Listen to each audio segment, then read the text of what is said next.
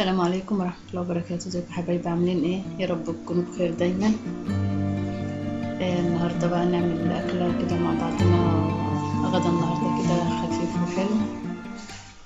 شايفين المنظر الجميل ده؟ بطاطس بالفراخ كده بالرز المعمر، حاجة كده جميلة وخفيفة، والرز مفلفل وحلو. هنعمله مع بعضنا كده.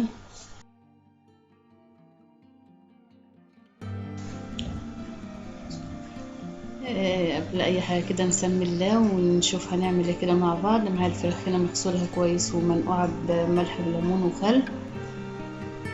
معايا بصل مقطعه وفلفل وبطاطس مقطعاها كده يعني مربعات، مقطعه دواير.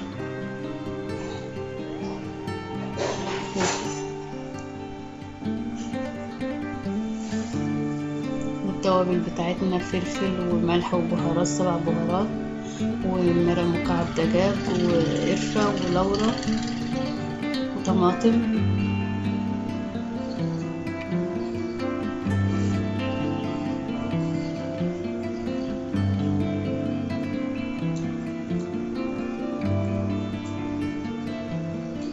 لو انت لسه اول مرة تشوفيني ما تنسيش تشتركي في القناة بتاعتي وتفعلي زر الجرس على كلمة الكل عشان يوصلك مني كل جديد.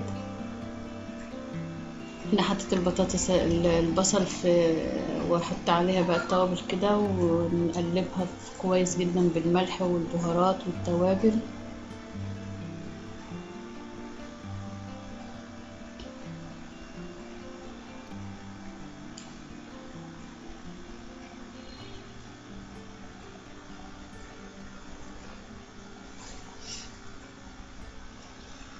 هنقلبهم بقى كده مع بعض كويس.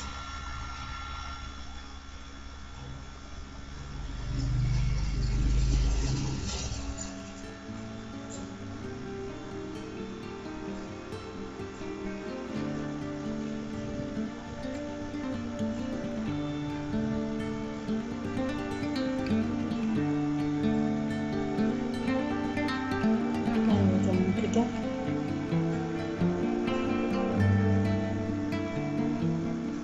نحط بقى الفراخ كده نقلبها في البصل بالتتبيلة الجميلة بتاعتنا دي عشان كلها تتبل مع بعض كده تاخد من التوابل والبصل كده وكله يبقى طعم واحد.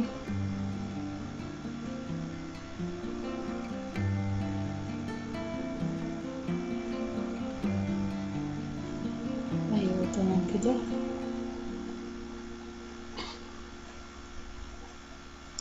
نجيب بقى الصينية بتاعتنا او القالب او اي حاجة انت هتحط فيها، ونحط بقى البطاطس والحاجات المكونات بتاعتنا دي كده نحطها على بعض. يعني صينية خفيفة وحلوة، لا متسبكة ولا أي حاجة يعني، ولا تتعب ولا خفيفة كده، كلها تعتبر ني في ني. يعني حاجة جميلة كده وخفيفة وسهلة.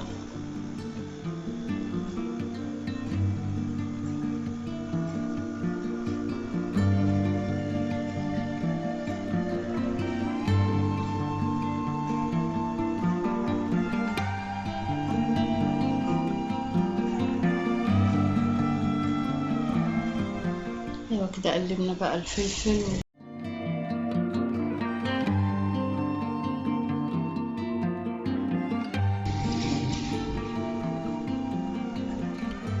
قلبنا كده الفلفل والبصل، وقلبنا نقلب بقى البطاطس ونقلب كل حاجة على بعضها كده.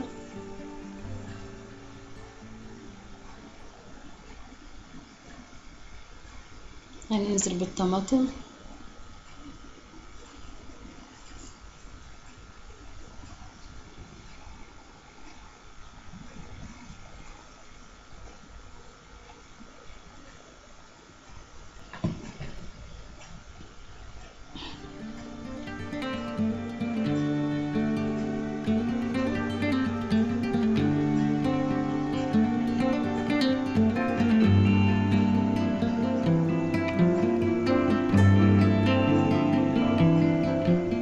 كده حطينا الطماطم على الفراخ على البصل والبطاطس وقلبنا كله. هنقلب بقى كله كده على بعض. طبعا انا محطتش اي مادة دهنية لان الفراخ طبعا بتنزل المادة الدهنية اللي فيها، فعشان ما تبقاش سمينة انا ما بحطش اي مادة دهنية. هتشوفوها كمان لما تغلي يعني منزلة المادة الدهنية اللي فيها، فعشان ما تبقاش برضو يعني المادة الدهنية السامنة مثلا كتير ولا حاجة فيها.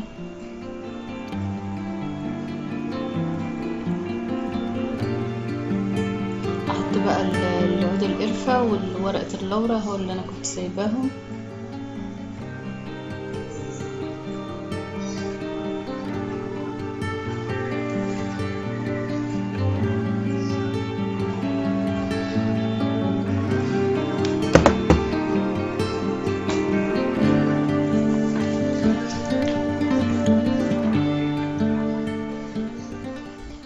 خلاص كده جهزت معايا، احطها على النار اهيت بتغلي معايا اهيت بقى كده.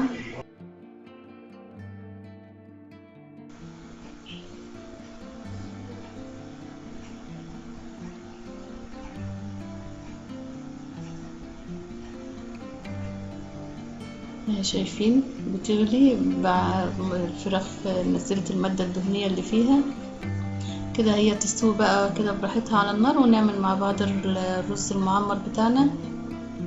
معايا هنا 5 كوبايات رز، حط عليهم 4 كوبايات لبن وكوباية مية. انا بزود مية كوباية مية علشان انا مبحبش احط اللبن كلته لبن صافي. المية بتفتح الرز وتخليه كويس.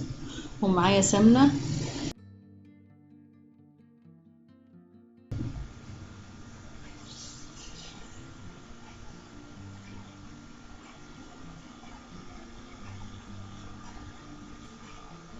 هحط كده مادة دهنية في الصينية بتاعتي وانزل بالرز. طبعا اللبن انا غلياه.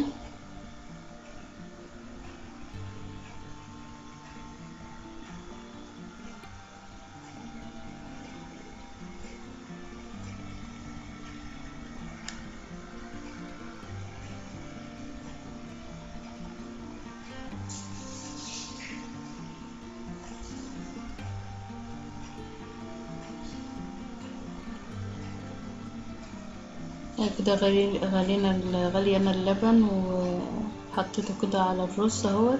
هنحط بقى الملح ونحطه في الفرن.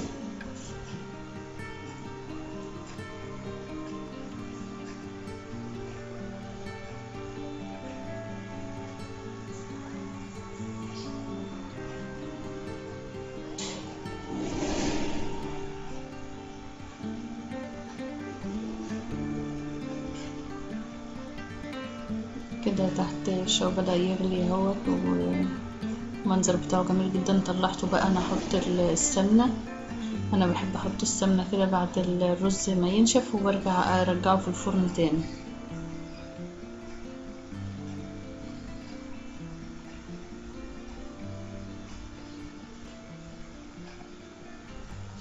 عملت انا معاكم الرز المعمر ده قبل كده في الفرن الفلاحي، كان برضو تحفة وكان جميل جدا. ريحته بصراحة جميلة جدا برضو بتبقى مختلفة. وكنت مقلبة السمنة في الرز على طول.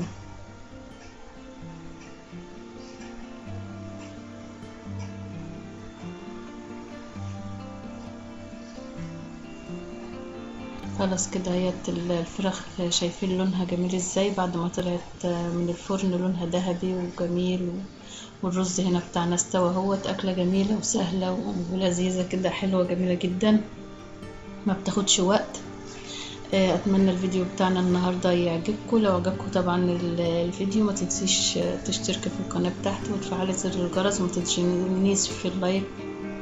ويا رب الفيديو بتاع النهارده يكون عجبكم حبايبي. مع السلامه.